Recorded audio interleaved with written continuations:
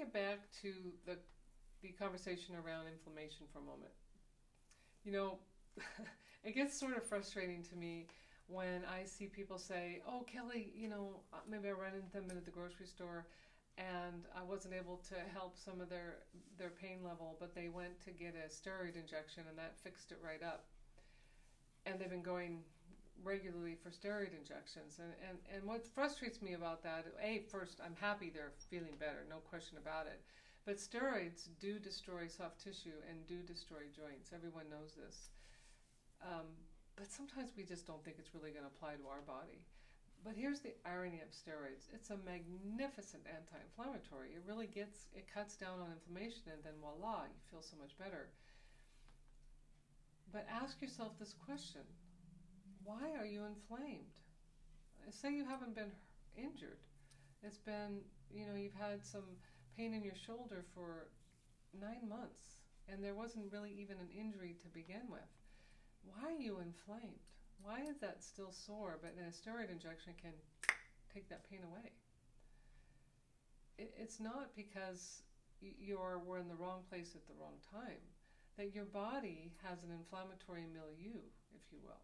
That what has been going in your mouth and what has been being absorbed in your gut is not enough to reduce your personal inflammation. So let me back up and say this. You and I are constantly oxidizing. We're going to oxidize or rust to death, ultimately. And that's okay. Death is one of the things that we have to look forward to. Some of us think of it that way, some of us don't. But it's going to happen. We are going to rust out eventually.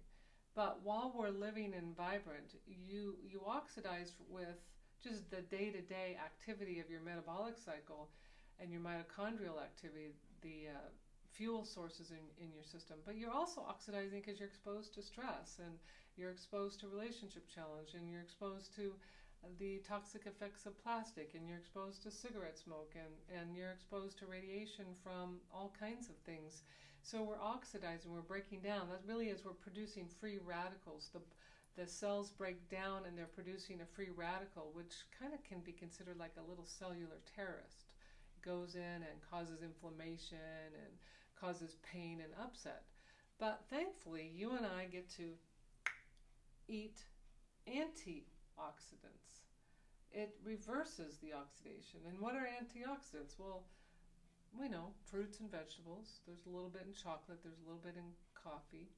There's a little bit in red wine. So life is not all that bad, right? But mostly it's in fruits and vegetables. And if you're not taking in those fruits and vegetables, say your oxidation level's here, and you're only taking in this much antioxidants, this gap right here, this is where pain and aging live. That gap right there. If you mitigate the gap with steroids, boom, you have no pain.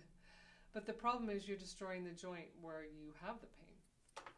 What can you do to mitigate this gap? Well, you could eat more fruits and vegetables. You could actually drink more water, and you could reduce some of your stress and get more exercise and breathe better and sleep better, and all of a sudden that gap just closes on its own, like, oh man, now I feel good. Now that gap is reduced. But we rely on that fast reduction of the gap. And I don't have any problem with people using steroids when their pain is exceptional.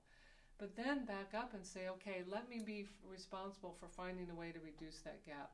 And we in the clinic have something called a biophotonic scanner that can measure your estimated amount of oxidation versus not oxidizing.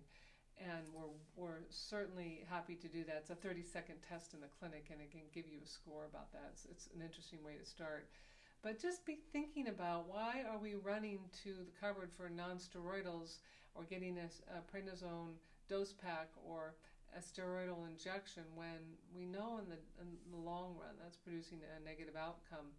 Let's take care of the gap maybe more naturally as well. Okay? So thanks for listening to that.